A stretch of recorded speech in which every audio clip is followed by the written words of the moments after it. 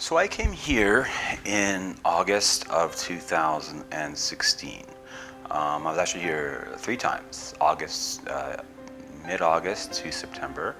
Then I came out for a month, came back in for a week, then out for a month, and then came back in for my last stint was 2 days in December.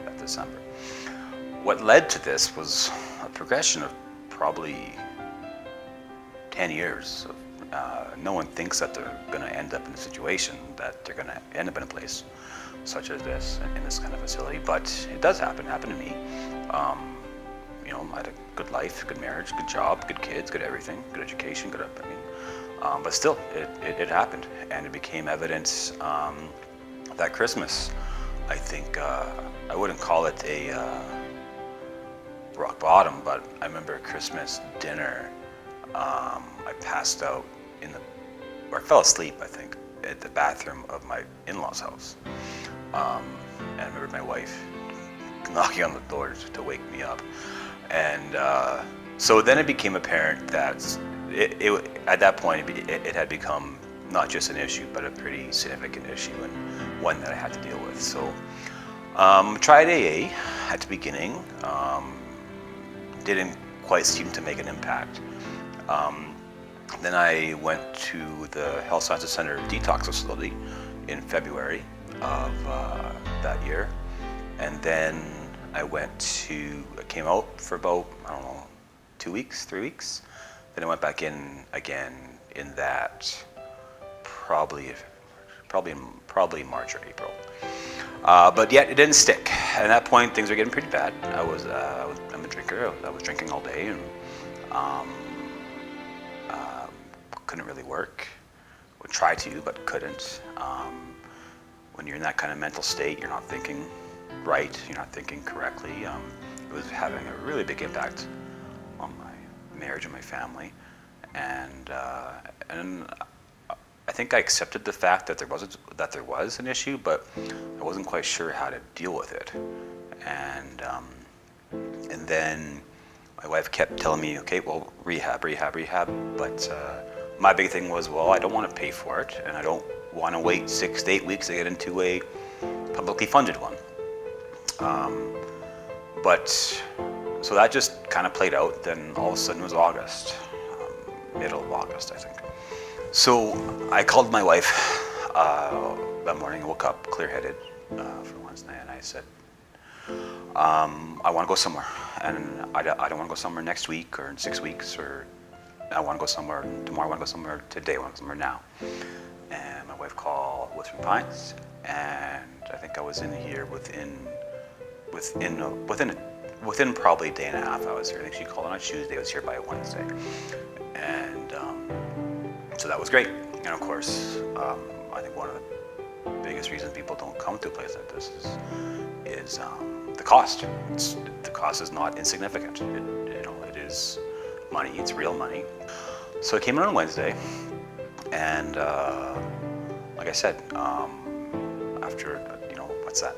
6 months, 7 months, 8 months of that kind of life of not eating and not eating well and not drinking enough water. You come in and you're just all out of whack. Your sleeping's messed up, your eating's messed up, you feel sick, and I remember coming in here, and you're scared. You don't know. I've never done this before. I never even thought I would be here. You're in something that's way outside your comfort zone, way outside where you want to be. You think something's wrong with you. You're thinking all these things, and you really don't know what questions to ask. You don't. So when I got here, you're just so confused. It takes a few days to get yourself settled. I was drinking, and so I went through a bit of a detox here. So that was tough. But the staff were great. Everybody was around me. The staff was great, and so the other guys that were here, they would bring me toast and juice if I wanted. But those first 3 days, you're just weak. So it took me until I got there Wednesday, Thursday, Friday. By Monday, I think I was almost good. Hadn't drank, obviously, was beginning to eat. But that's kind of when reality sets in, almost, because then you're like, oh man, I'm here for 5 weeks. And at that time, 5 weeks seems like a long time. It does. The 5 weeks, my work's going to suffer, my career's going to suffer, my family's going to suffer. They take away your cell phone, on your iPad. You can't do anything. You can talk on the phone with your wife or kids or your parents or whatever. But so you don't have your phone or access to internet, nothing like that. You think it's the end of the world, but it's not the end. It's the beginning of your life. Because I'll backtrack a bit. In the first week, I remember one of the counselors. I don't remember who we're talking about. Who you want to be? How do you see yourself? What does it take for you to be successful? Who do you want to be? Who do you see yourself being? My answer, very easy. Well, I want to be successful. I want to have money. I want to have lots of things and a nicer house and this and that. And that's my answer. And that's how I viewed myself being successful. Came in that December for those few days, and a counselor here. We weren't even in a session. We were just, I think, sitting in the kitchen, just over there. And the same question came up. Who do you want to be? How do you see yourself? What makes you successful? Who do you want to be? And I said, first thing off the top of my head, I want to be a good dad. That's it. That wasn't even in my first statement. But I want to be a good dad. That's it. That was my what. That's what I was working for. What I wanted to be. That's who I was. That's my what. And then at that point, I'm like, well, that makes sense. That's easy. If I'm drinking, I don't have a family. And it just took that long to connect those dots. I had to figure out my what and my why. My why, whatever. Like my why was I'm drinking for whatever reason it was, depression or anxiety, to deal with stress. So you know, and that's different for everybody, of course. And you figure that out coming here. But I figured out that what, and that's what was important to me, the why and the what was my family. And since then, it's been a bit over a year. And I'm really happy with my life.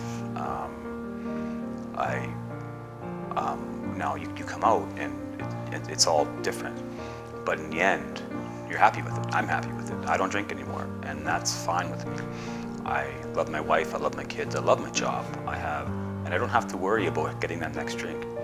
When you're always thinking about when you're going to have that next one, you don't enjoy what you have. And what I have now is what I want. I want that in my life. And if I don't have that, then it's not worth having. So that's what happened with me. And since that day, I wouldn't say it hasn't been hard, but it could have been a lot harder. Yeah. So I do remember.